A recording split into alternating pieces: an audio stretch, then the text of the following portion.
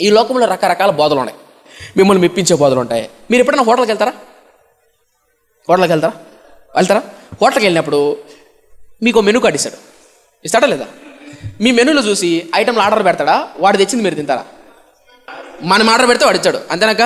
హోటల్కి వెళ్ళారు, మెనూ ఇచ్చాడు, దోశ, బిర్యానీ, చికెన్ బిర్యానీ, మటన్ బిర్యానీ అని ఉంటాయి. అవి మీరు ఆర్డర్ పెడతారు, బాయ్ చికెన్ బిర్యానీ, దమ్ బిర్యానీ, లేలో అంటాం, వాడు తెస్తాడు. అవునా? మీరు అడిగింది వాడు తెస్తాడు. అవునా? హాస్పిటల్కి వెళ్ళారు, కూర్చొని చెప్పు నాయన, ఏం లేదు పాటరు, ఒక టానిక్, ఒక డోరాబుల్, ఒకటి సిట్రామిక్. డాక్టర్ నువ్వా నేనా? అర్థం కాలేదా? హాస్పిటల్కి వెళ్ళారనుకో, మీరు చెప్పకూడదు మెను, ఆయన చెప్తాడు మెను. అర్థం కాలేదా? అర్థం కింద. హోటల్కి వెళ్ళారనుకో, మీరు చెప్తారు మెను, వాడు తెప్పించాడు. కానీ హాస్పిటల్కి వెళ్తే అట్ట కాదు, ఆయన ఏం చెప్తే అది నువ్వు వేసుకోవాలా. ఇంజక్షన్ ఇస్తాడనుకో, ఈడతో ఫస్ట్ గారు ఏడేయండి బాగుంటుంది, ఆడ కొత్తదు తెచ్చి అంటాడు, వాడు ఏడొచ్చి అవి ఇచ్చుకోవాలా. అర్థవుతుందా? హాస్పిటల్కు హోటల్కు తేడా ఉందా లేదా? మందిరానికి హోటల్కు తేడా ఉంటుంది. ఆహాబు అని రాజున్నాడు. ఈ ఆహాబు ఎట్టాడు అంటే, వాడు ఏం కోరుకుంటే అదే చెప్పాలి. ఎవరు? ప్రవక్తలు. ఆహాబు దగ్గర 400 మంది ప్రవక్తలు ఉన్నారు, 850 మంది ప్రవక్తలు. ఈ ఆహాబు ఎట్టాడు అంటే, వీడేం కోరుకుంటాడో, వీడేం ఆశపడతాడో అదే చెప్పాలి. వాళ్ళు పొర్రపాటు తప్పు చెప్పారా అంతే, ఇంకా సత్తాడు వాళ్ళు. అర్థం కదా? ఈ రోజు విశ్వాసాలు ఎలా తయారై అంటే, ఈ రోజు నేను మందిరానికి వెళ్తానా, మా అయ్యగారు ఈ రోజు నుంచి అప్పులు చేస్తున్నామని తీర్చబడును కాక అనాలి, మేము దీంపబడును కాక అనాలి మా అయ్యగారు. అనకపోతే మీరు అడిగింది ఇక్కడ ఉండదు, ఈడేముంటుంది చెప్తాం మేము. కొంతమంది సేవకులు ఎలా తయారు చేస్తా, మీరేమైతే ఆశపడతారో, మీ మనసు ఎలాంటిదో అదే చెప్తారనమాట. అలాంటి వాక్యాలు ఉండవు. మీకు అర్థమవుతుందా? ఇప్పుడు చెప్పండి, మందిరము హోటల్లో ఉండాలా, హాస్పిటల్లో ఉండాలా? అర్థం కలమ్మా. హాస్పిటల్కి వెళ్ళామనుకో, ఏమని చెప్పంటాడు, వాడు రాస్తాడు మందుల సీటు, అది వద్దు డాక్టర్ గారు, అది వద్దు డాక్టర్ గారు, నేను ఇచ్చింది అన్నట్టు ఇయ్యరు. అలా డాక్టర్ ఆయన చెప్తాడు, ఇది వేసుకో అని. హాస్పిటల్కి వెళ్ళావనుకో, నువ్వు అడగచ్చు, నాకు నిమ్మకాయ కొంచెం వేయి, గరాల మసాలా కొంచెం ఉప్పు ఎక్కువే, కొంచెం స్పైసీ కదా, కొంచెం ధనాల పొడి ఎక్కువే నువ్వు అడగచ్చు. ఎక్కడ? హోటల్లో. హాస్పిటల్లో కొడతారు. కానీ మందిరంలో ఏంటి తెలుసా, మందిరంలో దేవుని సేవకుడు ఆత్మతో నింపబడి చెప్తున్నప్పుడు అది దేవుని మాట గ్రహించి అంగీకరించే వాళ్ళు చాలా తక్కువ. కానీ విశ్వాసాలు ఎలా తయారు చెప్పినా, ఇది కాకపోతే ఇంకొక మందిరము, ఇది కాకపోతే యూట్యూబ్లో 100 ప్రసంగాలు ఉంటాయి. ఇప్పుడు మనోడు పాపం చేశాడు అనుకో, సిగరెట్ తప్పు అని, ప్రసాదం తప్పు, సిగరెట్ తప్పు, మందు తప్పు అని అనుకో, ఈ ప్రసంగాలు చూడ, ఈయన సరిగా చెప్పాలి, వాగ్యంతి పక్కంది, ఈయన సరిగా చెప్పడు. ఎవరైతే పొగుడుతుంటారో, కన్నీరానైనా, బాధ, దేవుని దీవిస్తానైనా, అవునా, ఈ వాక్యాలు పెట్టుకుంటారు. ఎందుకు? యూట్యూబ్లో బోల్డ్ అని ఉంటాయి, మనకి ఏది కావాలంటుంది. యూట్యూబ్ అనేది ఎలాంటిదంటే హోటల్ లెక్క, మందిరం ఎలాంటిదంటే హాస్పిటల్ లెక్క. కొంతమంది యూట్యూబ్ని చూసుకొని హాస్పిటల్ అనుకొని ఆయన ఆర్డర్ పెట్టుకుంటారు. యూట్యూబ్లో ఏదైతే నచ్చిందో, ఏం చెప్పినా, ఈరోజు దేవుడు నాతోనే మాట్లాడా, అయ్యో నీతోనే మాట్లాడాడు, నువ్వు కోరుకుంటే ఏదైనా మాట్లాడు నీతో. ఈ విచారంలో కూరుకుపోయా, భయపడదు బిడ్డ దేవుడు. నిజమండి. ఎలా తయారయ్యారంటే, ఒక సేవకుడు కాదు, ఒక మందిరం కాదు, ఒక ఆత్మీయ సహవాసం కాదు. గుర్తుపెట్టుకోండి మిత్రమా, అలా 10 చోట్ల 10 ప్రసంగాలు, 10 మాటలు ఏమో తెలుసా, హృదయానికి కలత చేస్తాయి. మీరు ఎప్పుడన్నా అబ్జర్వ్ చేశారు లేదో, కొన్నిసార్లు నేను వాక్యం చెప్తున్నప్పుడు ఈ వాక్యం వీళ్ళ బాధపరుస్తుందని నాకు తెలుసు. ఇప్పుడు మీ పిల్లలు, మీరు ఏదైనా కొన్ని మాట్లాడారనుకో, మీ పిల్లలు బాధపడతారని తెలుసు మీకు. మీరు కొట్టేప్పుడు మీ పిల్లలు ఏడుస్తారు, అది మీకు తెలుసు. ఆత్మీయ తల్లిదండ్రులుగా మాకు తెలుసు వీళ్ళు బాధపడతారు ఈ మాటలను బట్టి. వీళ్ళు బాధపడినా పర్వాలేదు, పొడసాల్సిందే. ఏంది? సూది, నాకు అట్టొద్దు, ఇంజక్షన్ వద్దు, ఆయిల్మెంట్ పెట్టి కుదరదు. అర్థవుతుందా? నేను చెప్తున్నానంటే, సంఘాలు హాస్పిటల్లో ఉండాలి, వ్యాధులను, రోగంతో వచ్చిన వాడిని బాగు చేసే ఉండాలి. హోటల్లో మెనూ కార్డులో ఉండకూడదు. నాకు అది తెచ్చి ఈ వాక్యం చెప్పు. ఏ వాక్యం నైనా? ఇది మన సంఘంలో ఒక అబ్బాయి ఉండే, అన్నా యోసేపుడు దేవుడు ఎట్లా దీవించాడో చెప్పునా, ఒక్క రాత్రిలో మంత్రి అయిపోయాడు కదా, అది చెప్పు అంటాడు. ఏది?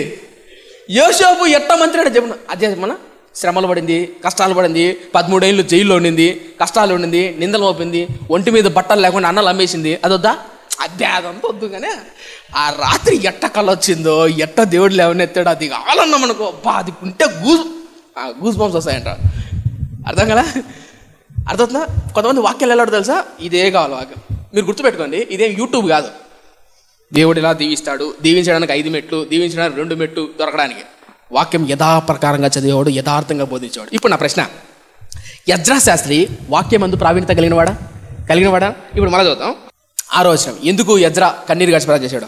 7:6. ఈ ఎజ్రా ఇశ్రాయేలుల దేవుడైన యెహోవా అనుగ్రహించిన మోషే యొక్క ధర్మశాస్త్రమందు ప్రావీణ్యత కలిగిన శాస్త్రి, మరియు అతని దేవుడైన యెహోవా హస్తము అతనికి తోడుగా ఉన్నందున అతడు ఏ మనవి చేసినను రాజు అనుగ్రహించను. రైట్. ఎజ్రా ఎలాంటి వాడంట? చాలా ధర్మశాస్త్రముడు అనగా ఈ వాక్యమందు ప్రావీణ్యత కలిగిన వాడు. ఎవడు దేవుడు కన్నీటి ప్రార్థన చేయగలుగుతాడు? ఎవడు మందిరానికి, ఎవడు సేవకునికి, ఎవడు దేవుని వాక్యానికి విలువ ఇస్తాడంటే ఈ వాక్యమందు ప్రావీణ్యత ఉండాలి. అనగా ఈ వాక్యానికి విలువ ఇవ్వాలి. యూట్యూబ్లో విన్న వాక్యాలు కదా సుమా, అంటే వినొద్దని అంటాం సుమా. కానీ ఎలా తయారైపోయిందంటే ఈరోజు సమాజము తమలో తప్పు ఉన్నప్పటికీ వాళ్ళకి శ్రేష్టమైన వాక్యాలు ఎత్తుకుంటారు. నాకు తెలిసిన ఒక సిస్టరు ఎప్పుడు చూడ ఆమె స్టేటస్ ఎప్పుడు చూడండి, కన్నీరేలమ్మా కరుణించు యేసు తోడున్నాడా. రైట్. ఎప్పుడువే అందరూ నిన్ను వదిలిపెట్టారా, నీ వాళ్ళే నిన్ను అన్యాయం చేశారా, నీ వాళ్ళే నిన్ను చేశారా, బాధపడద్దమ్మా అని.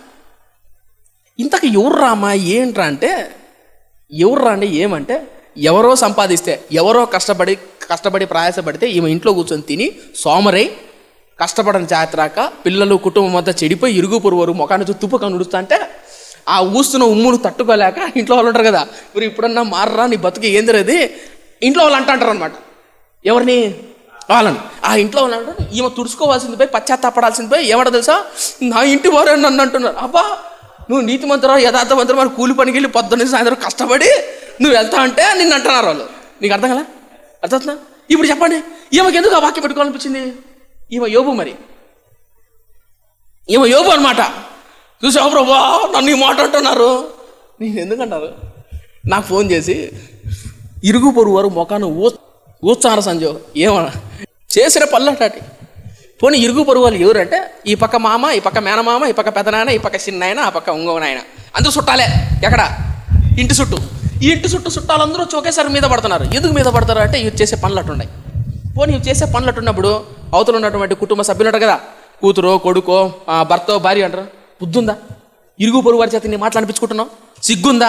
ఎందుకు వాళ్ళ మీద కోపంగా ఊరికి కంపులు పోతావు, ఊరికే గొడవ పోతావు?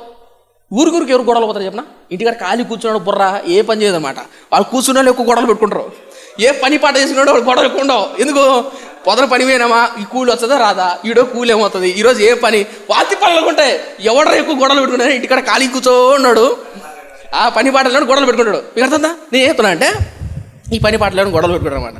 ఇప్పుడు వచ్చి ఇంట్లో ఉంటారు కదా, ఎవరు కష్టపడి ప్రయాసపడి కొడుకో కూతురు కష్టపడి ఒళ్ళు ఉండి రాత్రి వచ్చారు ఇంటికి. చూసావు నన్ను ఇట్ట అంటారు అట్ట.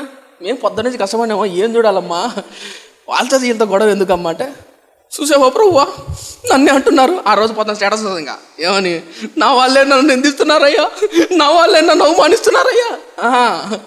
మీకేం అర్థందా? ఇప్పుడు చెప్పండి, ఈమెకి ఏ వాక్యం చెప్పాలా? అర్థవుతుందా? ఏ వాక్యం చెప్పాలా? ఇట్లా ఎత్తుకుంటారు కదా వాక్యాలు.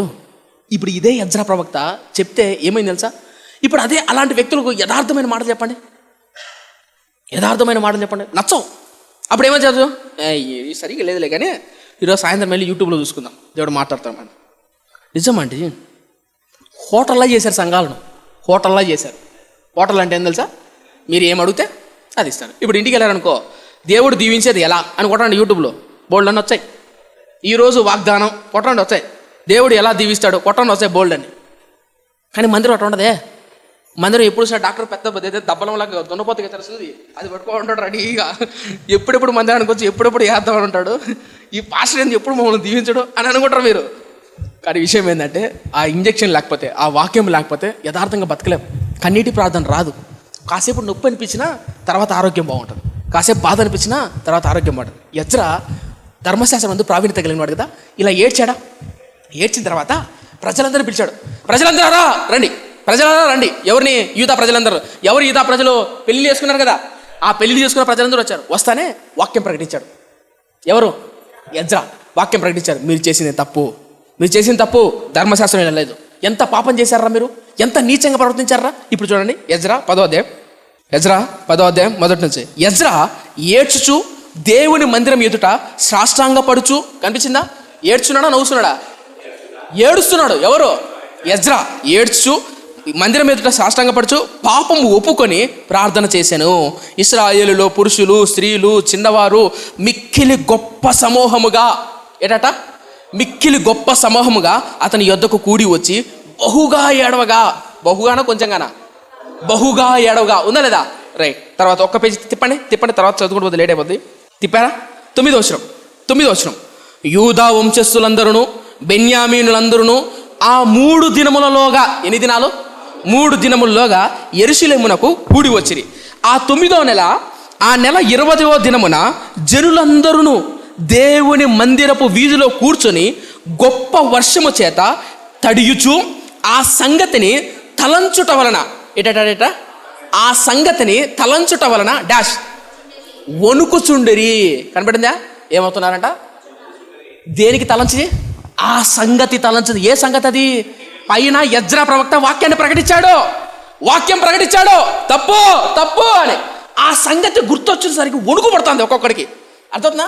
ఎప్పుడు భయం వస్తుందంటే, ఎప్పుడు హృదయం కవుతుందంటే, వాక్యాన్ని ఉన్నట్టు బోధిస్తున్నప్పుడు, వాక్యాన్ని సుత్తిలా కానీ ఖడ్గంలా కానీ మాట్లాడుతున్నప్పుడు దాన్ని అంగీకరిస్తే వణుకు వస్తుంది, భయం వస్తుంది. మనలోకి అది నచ్చవు. ఏం నచ్చాయి? దీవిస్తాడు, ఆశీర్వదిస్తాడు, లేవనెత్తాడు. గుర్తుపెట్టుకోండి మిత్రమా, ఏ సంఘం, ఏ వాక్యం, ఏ సేవకుడైతే యథార్థంగా ఉన్నట్టు వాక్యం ప్రకటిస్తాడో ఆ సంఘంలో అంటు కట్టబడి ఉండడం గొప్ప లక్ష్యం. ఈ యెజ్రా లాంటి వాక్యం ముందు ప్రావీణ్యత కలిగిన శాస్త్రి ఎంత గొప్పవాడండి. వాక్యాన్ని ఒక్కికిరించుకొని తమకు తామే స్వకీయ నాశనమైన వాళ్ళు చాలామంది ఉన్నారు. పేతురు గ్రంథంలో అంటాడు,